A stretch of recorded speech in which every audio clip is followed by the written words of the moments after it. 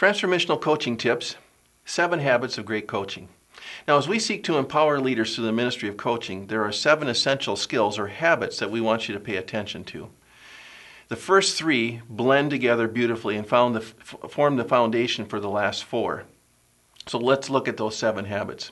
Number 1 is to listen.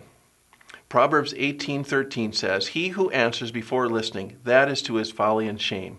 And James 1 reminds us that every leader ought to be slow to speak and quick to listen. In other words, we have 2 ears and 1 mouth, and we should use them proportionately.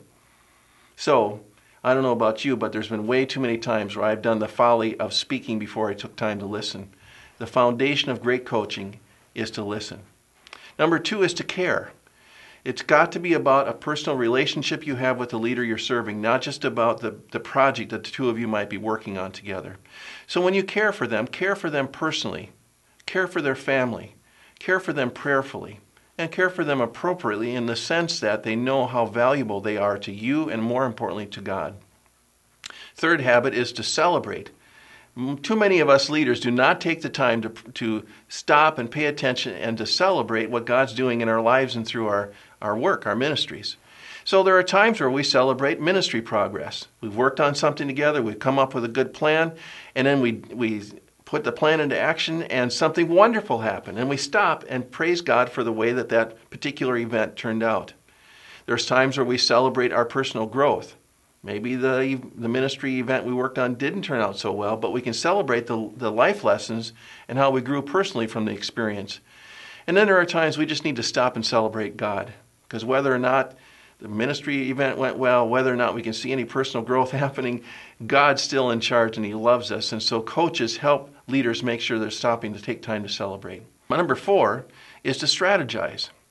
So the first 3, listen, care, celebrate, now lead into the last 4 of these habits. Strategize is as a coach, we come alongside the leader and we help them to overcome their roadblocks, to optimize their resources, to order their priorities, and to orchestrate their plans sequentially.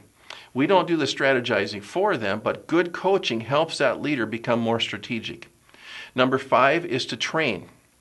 Training involves several things. It can be demonstrating skills, can be helping that leader think about how to diversify their resources. It can be times where you debrief activities and pull out the lessons from that will propel us forward. There's times where we're modeling things for leaders that then we want to help them impart into their own ministry. So coaches often take time to stop and train for a short period, but they're always going back into the leader's world and helping them use those skills effectively. Number 6 is to disciple or to develop. So we're paying attention to what God's doing in the leader's life, how He's growing their character, how He's leading them personally, how they're living out a balanced life as healthy as busy leaders can have. We talk about that in the context of what we call the 4 C's and a holistic view of coaching. We'll talk about in another coaching tip. And then number 7 is to challenge in a very healthy and encouraging way. We help them to clarify their goals. Sometimes we confront when it's needed to help them identify what the roadblocks have been, why they chose not to follow through on something they committed to.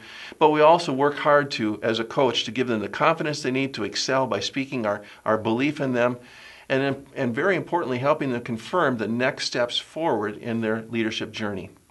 So we think about those 7 habits: listen, care, celebrate, and then strategize, train, disciple, develop, and challenge. Think about which of those habits or skills come most naturally to you, and which of those 7 habits might take some work for you. They don't come naturally, and so you'll have to pay attention to them. As coaches, we want to use these habits well, in a well-rounded way, and so that we can serve leaders most effectively.